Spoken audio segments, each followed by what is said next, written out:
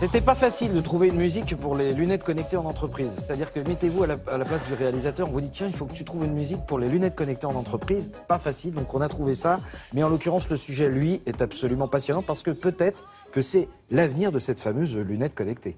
Oui, ou tout simplement l'avenir de l'ouvrier 4.0, parce que c'est vrai que ces lunettes connectées, il y a 2-3 ans, elles étaient sorties aux États-Unis. On en avait beaucoup parlé de ces petites lunettes connectées avec un mini-écran que vous voyez là, qui vous permet également de recevoir Internet, d'avoir un mini-écran, d'avoir du son. Enfin, vous aviez absolument votre ordinateur finalement dans la lunette. Et puis, ça a fait pchit, 2-3 ans après.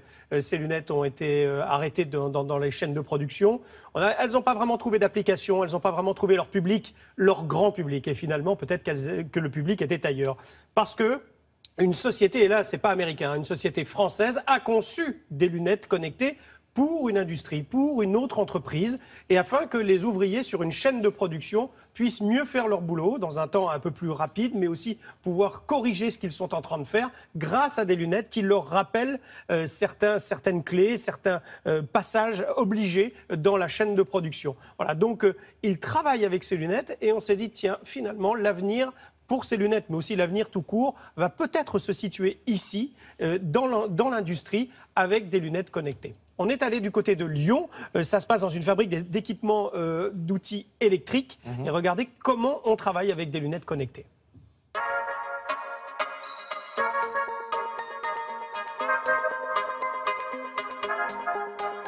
Ces lunettes, nous les utilisons pour exécuter des contrôles qualité. Nous avons développé une série de logiciels qui permettent aux utilisateurs de réaliser des contrôles assistés par ces lunettes intelligentes.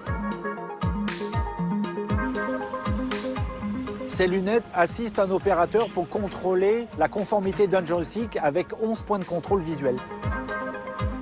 Nous avons remplacé nos checklists papier qui étaient exécutées par des opérateurs par des images, des bandes son qui sont diffusées dans les lunettes et vous demandent de répondre à chaque étape de cette checklist. Assurez-vous que la diode verte est allumée. Et lorsqu'un utilisateur met les lunettes et qu'il doit répondre, il a 3 possibilités de répondre. Il est possible d'utiliser le touchpad. Il suffit de bouger la tête pour dire oui ou pour dire non. Et quand on répond non, les lunettes vont prendre une photo de la non-conformité constatée sur le terrain. Bien souvent, un utilisateur dans un processus de contrôle a besoin de rester main libre pour manipuler un produit sur différentes facettes et faire des contrôles visuels sur les différentes facettes d'un produit. Et là, il est absolument primordial de rester main libre. Assurez-vous que la poignée est bien orientée.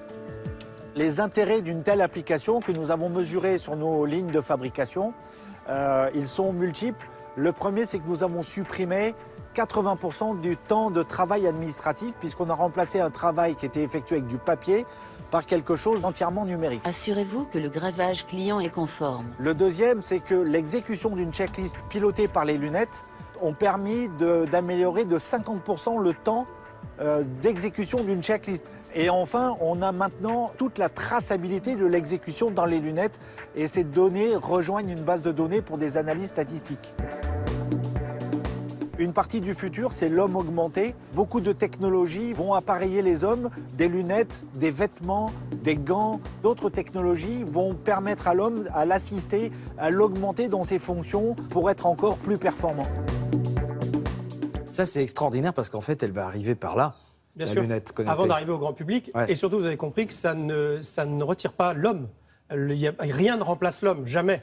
Et donc ça, c'est aussi une information intéressante en ce moment, de comprendre que justement, on peut arriver à ce que la technologie vienne aider l'individu et pas forcément le remplacer non plus. Voilà. Effectivement, cette période présidentielle.